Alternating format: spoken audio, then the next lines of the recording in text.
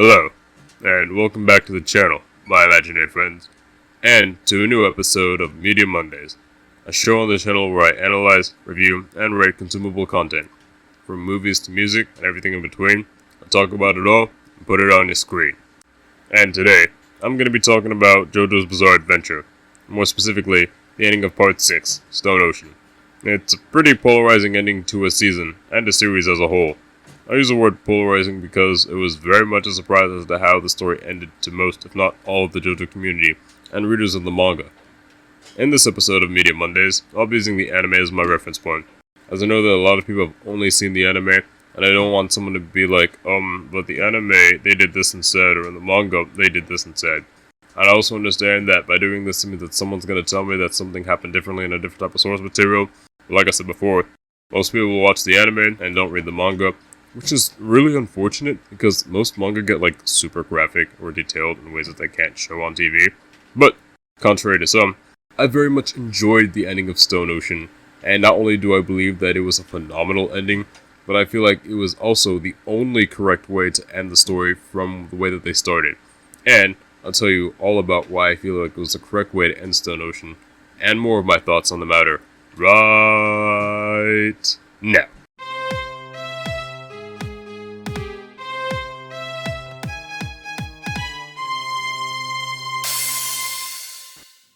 There are a lot of people who didn't like the ending of Stone Ocean, and while I don't agree, I can understand why. But before I get into all of that, and my own thoughts about the matter, if you somehow got to this video with no idea of what I'm talking about, I'll give you a brief summary of events that are important leading up to all this Stone Ocean business. The daughter of a marine biologist gets put in prison because that marine biologist decided to beat up a blonde prick with a god complex 23 years ago, since he got his mom sick with some no-name vines. And now that prick's #1 fan wants to get revenge and go to heaven. Obviously, I'm under-explaining for both brevity and comedic purposes, but that is essentially why the events of Part 6 JoJo's Bizarre Adventure Stone Ocean take place. As for the where and the when, the story takes place in Florida, which, only good things happen in Florida, as we are aware, and in the year 2011, so about 12 years ago, as of the recording of this video anyway. The first 2/3 of the Stone Ocean anime are about the main character, Jolene Cujo, and her many attempts to escape the prison that she is held in. She fights a lot of stand users, and if you don't know what a stand is, I'm not even gonna bother explaining that in this video. Sorry, not sorry. But all the stand users that she has to fight in order to get out of Green Dolphin Street Prison, all of them were sent by a stand named Whitesnake to stop her from leaving the prison. At this point, we have no idea who or what Whitesnake is, except for the fact that it is an ability that can steal memories and other stand abilities, and sometimes eyesight, but whatever. During the halfway point of the story, it is revealed that the user of the ability Whitesnake, and the person who has been creating stand users for Jolene to fight off and stop her from leaving the prison, is none other than the prison's chaplain, Father Enrico Pucci. After realizing what the priest is up to, Jolene and her friends that she was able to escape with, Hermes, whose stand is Kiss, Anasui, whose stand is Diver Down, Emporio, whose stand is Burning Down the House, which is never stated in the anime, so you'd only ever know what the name of it was if you read the manga, by the way. This is like the little details that I'm talking about. And Weather Report, whose stand is, Weather Report. A naming concept that no one once decides to say, hey, you and your stand have the same name. Why? Anywho, they decide to pursue the priest, Pucci, when they finally escape from prison. Pucci apparently has a plan to obtain the power of heaven, whatever that means. But Jolene knows that this means bad news based on literally nothing except for bad vibes, so she knows that she needs to stop him no matter what. Pucci is heading to Cape Canaveral so he can wait for the new moon, because that is where he will obtain the power to achieve heaven, which is still very, very vague as to what even the hell that means at this point, but okay, you do you, fam. We have 3 days before the new moon, so we gotta move fast and stop Pucci. By the way, Jolene's stand is stone-free. I forgot to mention that, and I can't think of a better place to put that than just kinda here, right here. So, yeah, continuing on with the video. Jolene, Hermes, and Emporio fly a helicopter to get to Cape Canaveral, while Anasui and Weather ride in the back of a truck bed to follow the others. It's at this point where the guys start getting attacked by fictional characters, while the girls, and Emporio, are being attacked by a cow print wearing dipshit who can control these things called skyfish and even shoot down their helicopter with the skyfish, or rods. Either name works as to what they're called, but I just think Skyfish sounds cooler than Rods, but whatever.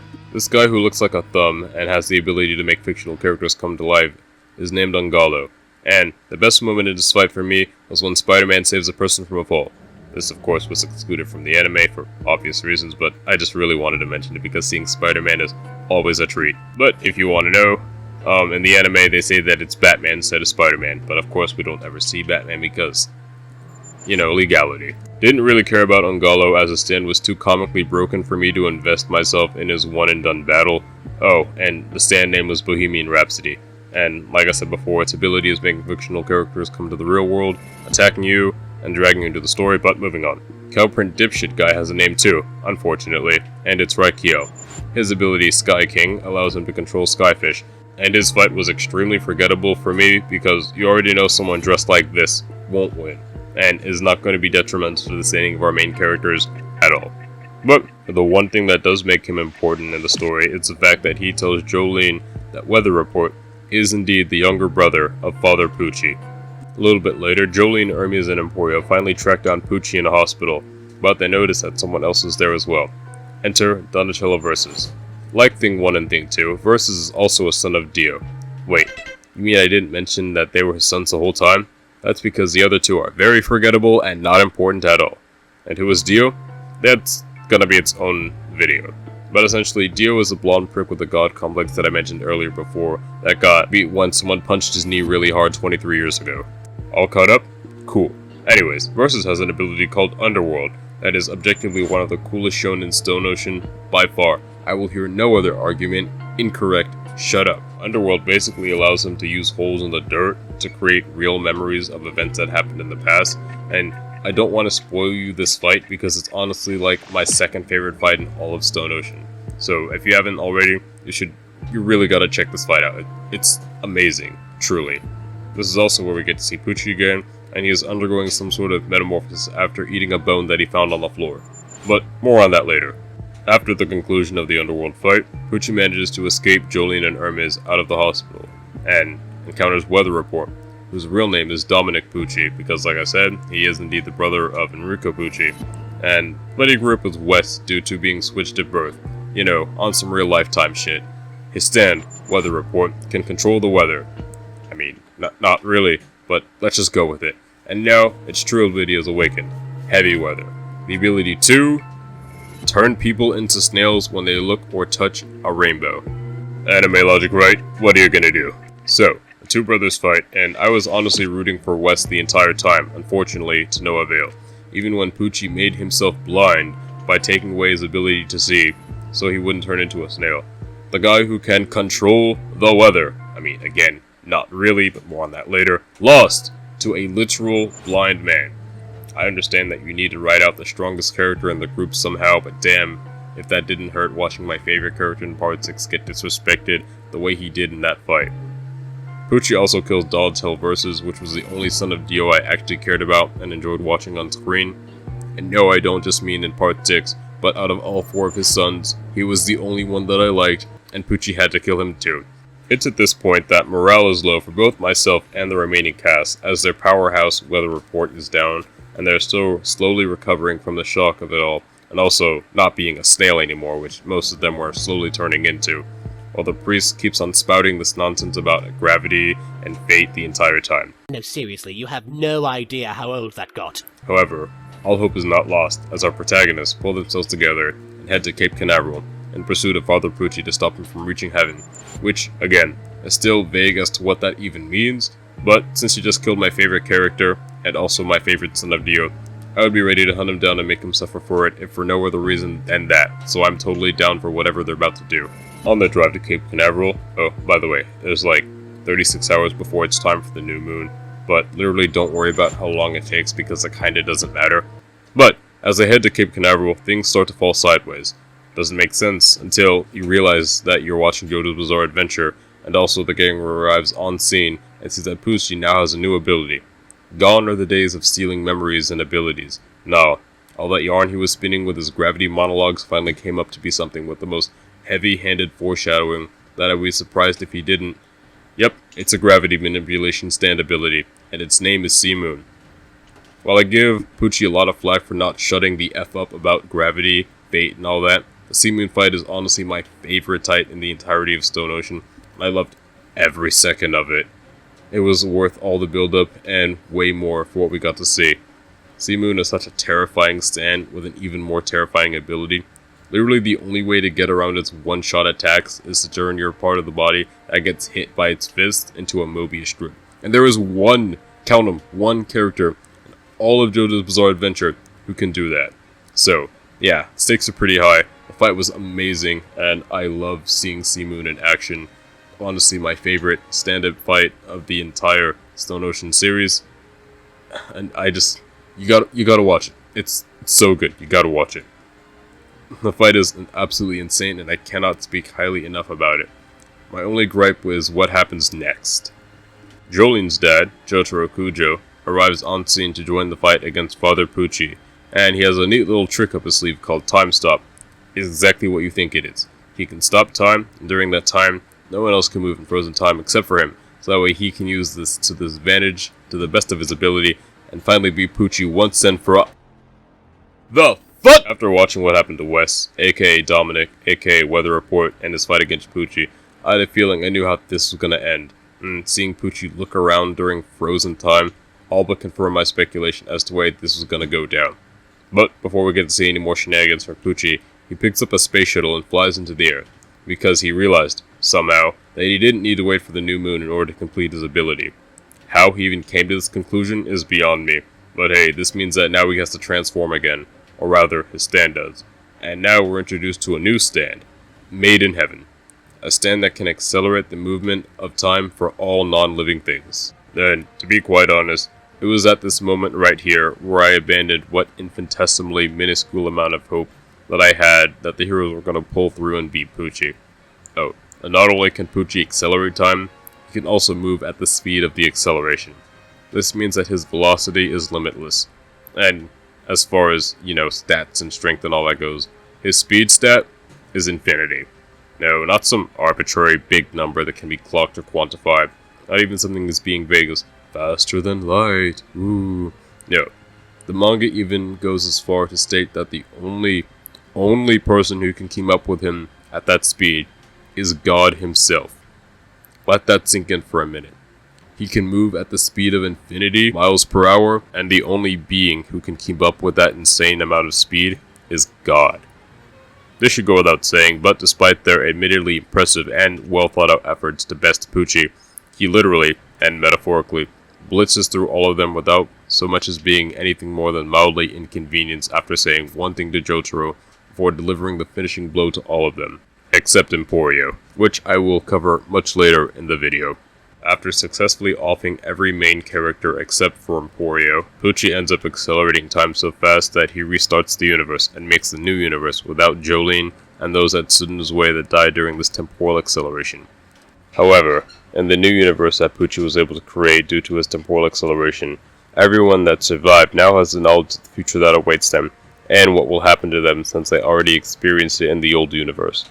And then after all of that work, after all that effort to give everyone the heaven that he so sought out afterwards for, Pucci is immediately killed by entering a room with a piano and overdosing on oxygen.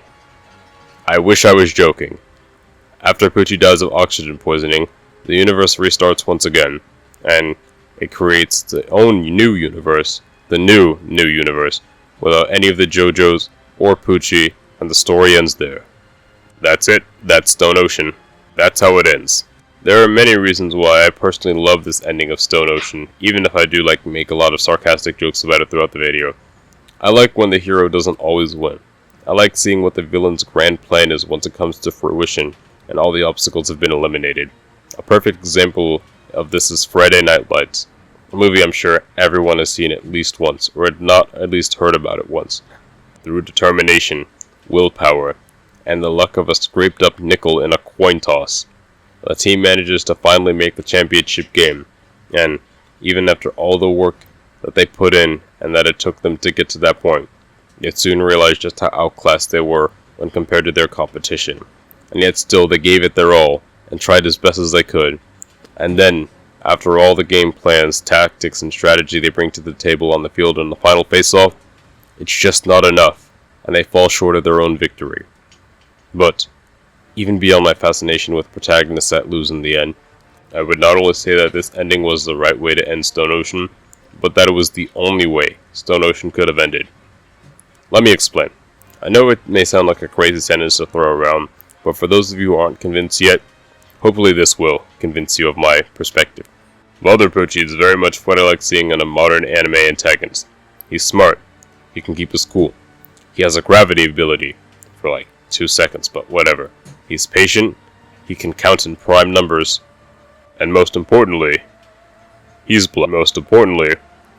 proactive force in the story.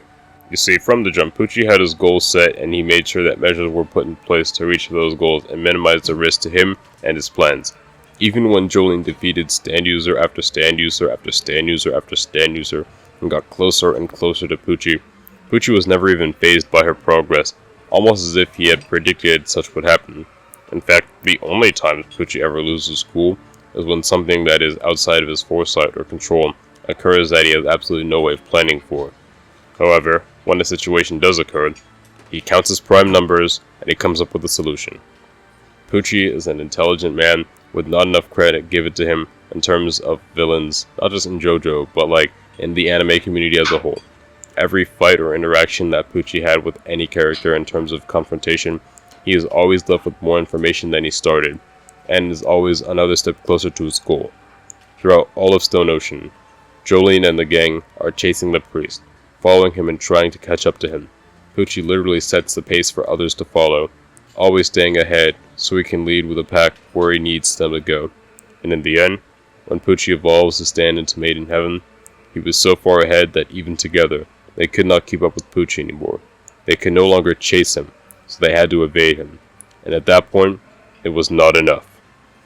This is also why I believe that Pucci's stand, Maiden Heaven, allows him such incredible speed, at least from a thematic point of view when we're looking at the story as a whole.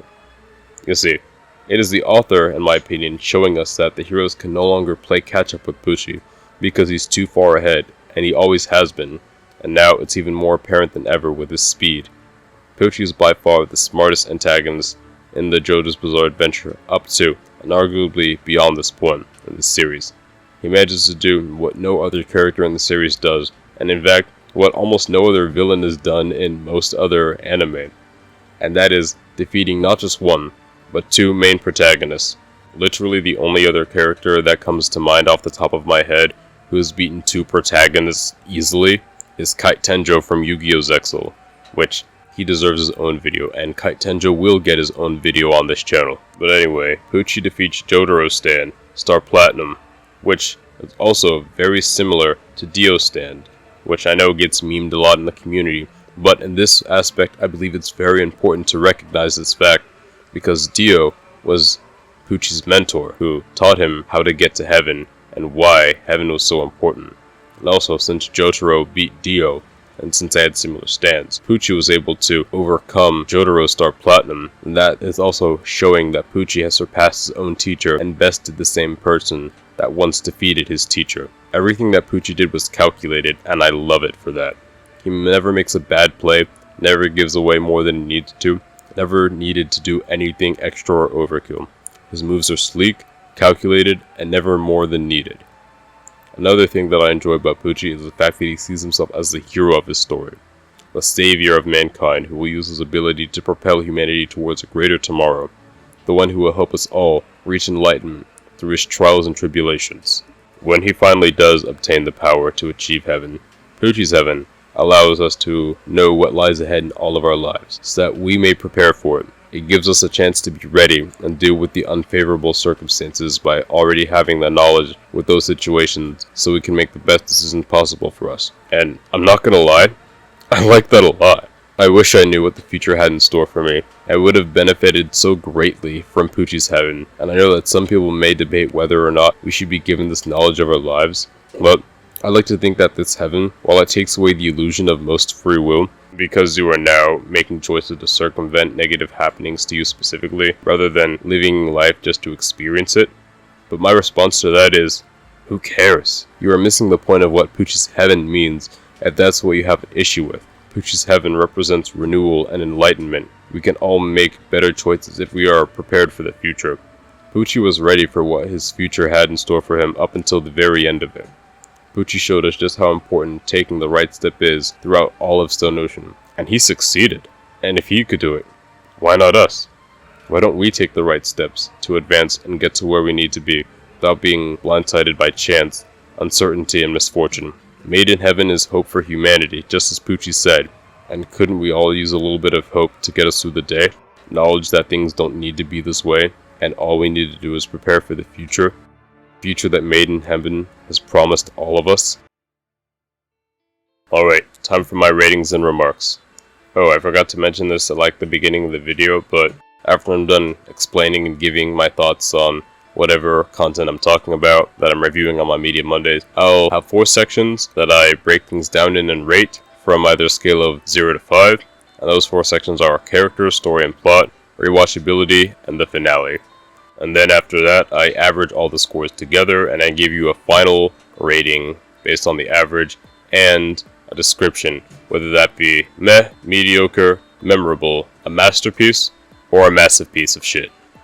Alright, now that you know what this next part's going to be about, let's get to it. Characters. Most of the characters were fun and enjoyable, and I found myself remembering all of their names without even needing to look at any of my notes or rewatching it again just for their names. Some of them, while I remember their names, their involvement as one-and-done antagonists does get a bit repetitive and a bit too uneventful for me. Like I said, the Sons of Dio, that seems like it'd be very, very important, but only one of them was actually worth anything to me, and the other 2 were only memorable because they had such unique and strong, overpowered abilities. Some characters are just easier to remember than others, and some don't even register as a real threat to me. But, as a whole, the characters of Stone Ocean get a 4 out of 5 for me. Next up, story and plot. The plot is Pucci's plans, and how Jolene needs to overcome them in order to stand against Pucci in the end. Pucci's involvement takes center stage, and without Pucci, there is no story. Even though she ultimately lost, it was very satisfying watching her and her allies overcome each challenge that Pucci put in their way until the very end. From the recovering of Jotaro's stand disc, breaking out of Green Dolphin Street Prison, recovering Jotaro's memory disc, and the final battle against Sea Moon, and subsequently Made in Heaven. Every major event helped us learn more about the resolve of each character and why they're invested in the end goal of stopping Pucci. The story works well too if you view it from the lens of Father Pucci as well. The man who was trained to be a priest and met someone who taught him how to reach the truest sense of enlightenment, only for that mentor to be killed by some no-name half-Japanese 17-year-old kid a year later. He bides his time and waits patiently for the next 23 years with his new ability, Whitesnake, which he has been honing not only to avenge his fallen mentor, but to finish what he and his mentor have started so many years ago. And honestly, after 23 years, I'd definitely let it go, but no, this dude is committed. So, he'll need to keep Jotaro and his new daughter Jolene distracted just for long enough for him to reach his goal. So he makes a number of stand users to get in the way to stop her and him. Eventually, she is getting closer. He knows that he will soon have everything he needs to achieve his heaven plan, so long as he remains ahead of her every step of the way. I love stories where the villain and hero's titles can be swapped and it still makes perfect sense. It makes them feel more complex, and that the true story has more depth to it than just a cartoon villain of the week. I wish we had more time with Sea Moon, because that was really my favorite stand in Part 6. I love gravity and time manipulation abilities so much. I have a slight preference for gravity because, I don't know, there's just so much more you can do with gravity, in my opinion, without it being super convoluted and paradoxical like time. But like, both are cool too, but Sea Moon was just so perfect. I don't know. It was so good. Anywho, I'm getting off track.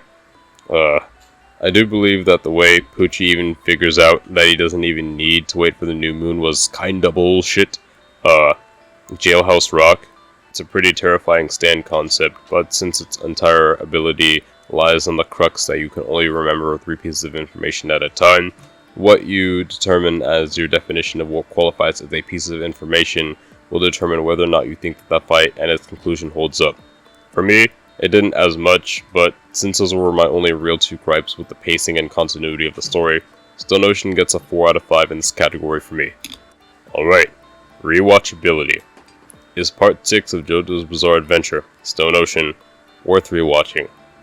I would say yes. I had a fun time with Stone Ocean, and I would recommend it to anyone who likes action-based anime. The prison escape drags on just a little bit too much for me, but it's still a fun watch. Like I said in the last section, the latter half of the Stone Ocean is action-packed from start to finish, and it's so good. My favorite fights before the prison escape has to be with Jumping Jack Flash, which is also a gravity manipulation ability and has weather report in it, so, already I'm hyped about it. And also Jolene vs. Pucci Round 2 in the swamp. I mean, that technically could be considered Jolene vs. Pucci Round 3 if you include the fight in the waiting room at the prison with the guy who has like the sniper stand, but honestly I feel like that was more so his arc and Pucci just being a background character rather than Pucci going out of his way to attack Jolene like he does in the courtyards when Jolene has the disc. So that's why I'm calling it Pucci vs. Jolene Round 2 instead of Round 3. But like I said, call it what you want. It's still a great fight. I loved watching it. You should watch it too.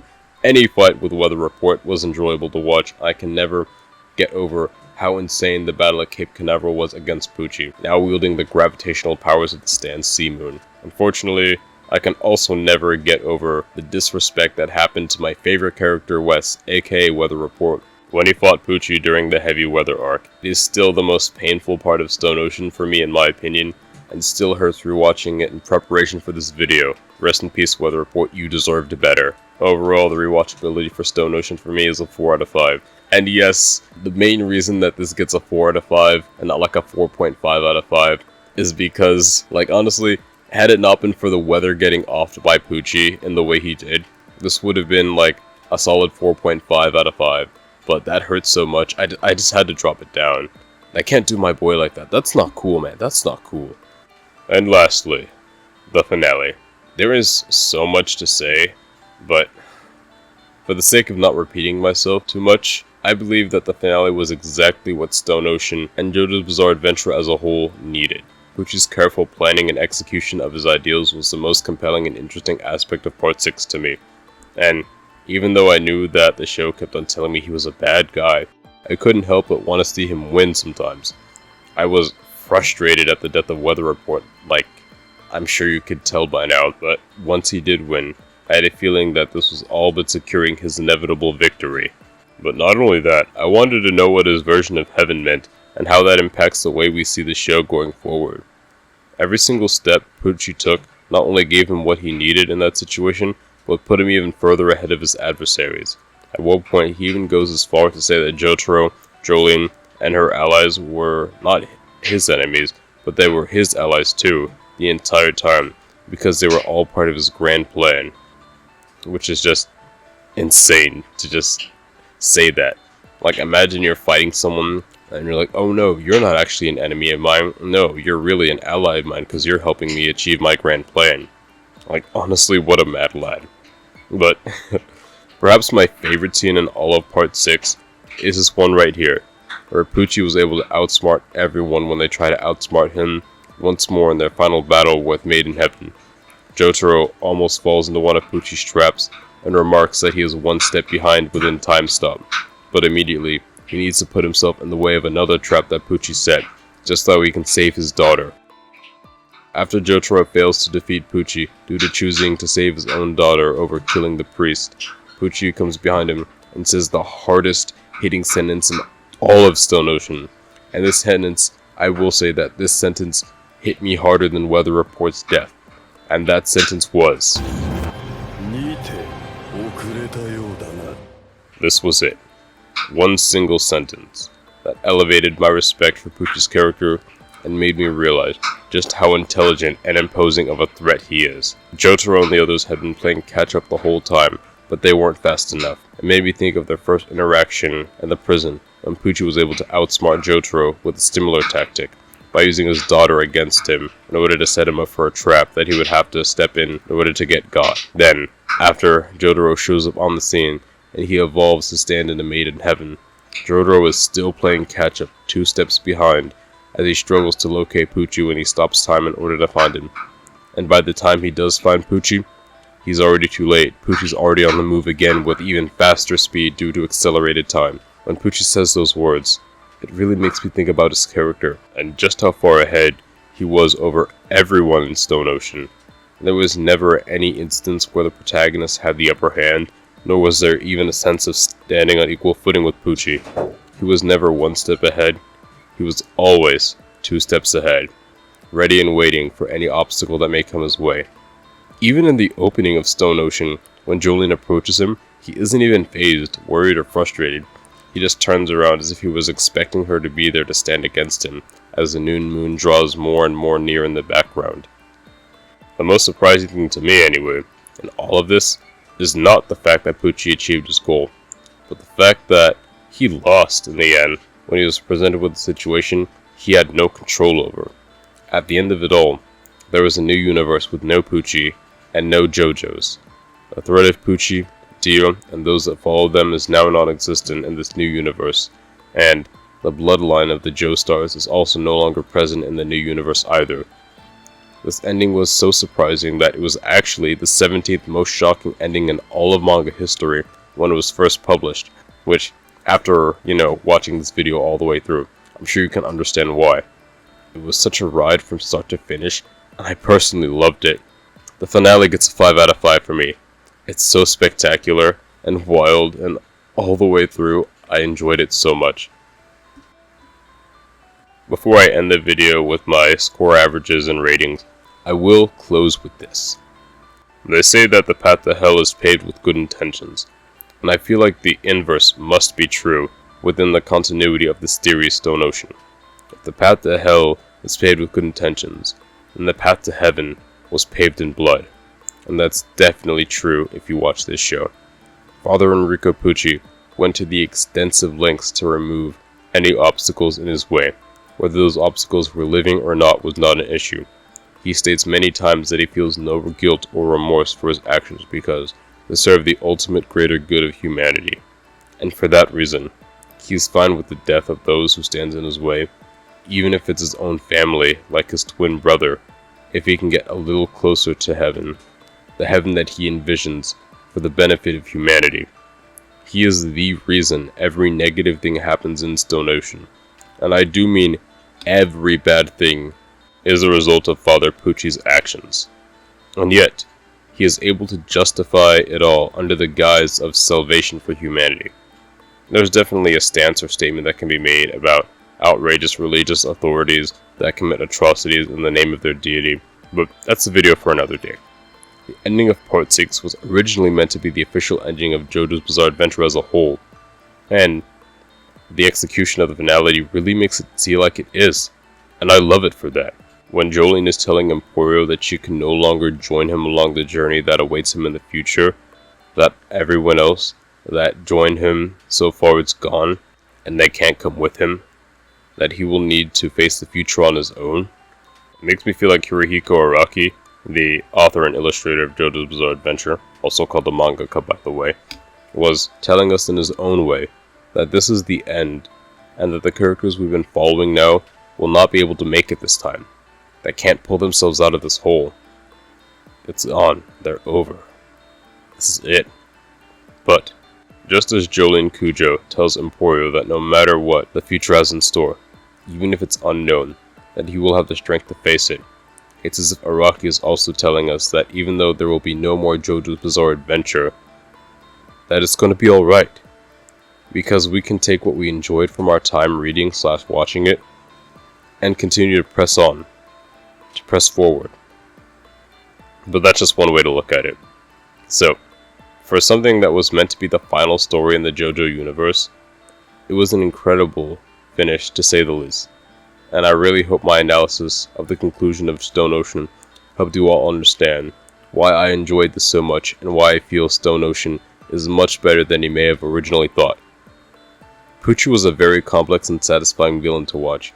And while the Stone Ocean anime was not a one-to-one representation of every little tidbit that happened in the manga by the same name, it was absolutely an enjoyable ride that I would have no issue with going on again and again and again whenever I'm in a mood for a story like Stone Ocean.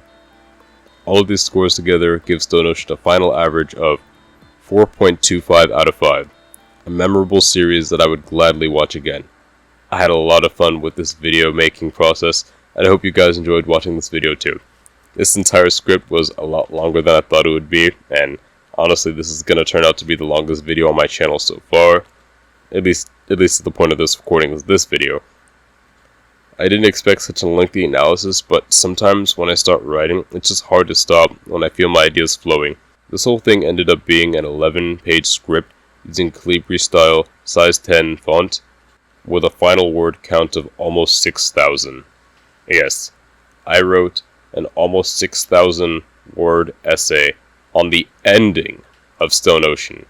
Not even Stone Ocean as a whole, but just the ending. That's how friggin' good this ending was. So, if my analysis hasn't been enough, you just need to watch the show and see it for yourself, because it's really that good. Truly, you gotta watch it.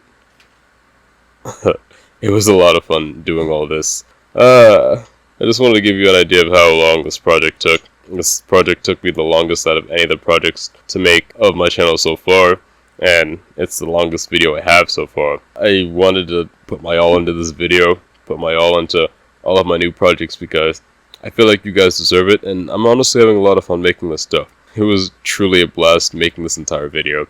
But that's where I'm gonna leave off for now. Thank you so much for staying until the end of this video, and a big thanks to all 31 of the voices in my head for getting me to this point. Tell me what you thought about this video, and what you want to see me talk about next time. But, until that next time arrives, I'm Inviso, and that's all for my spill. Like, comment, hit subscribe. You'll never know when, but I'll see you next time.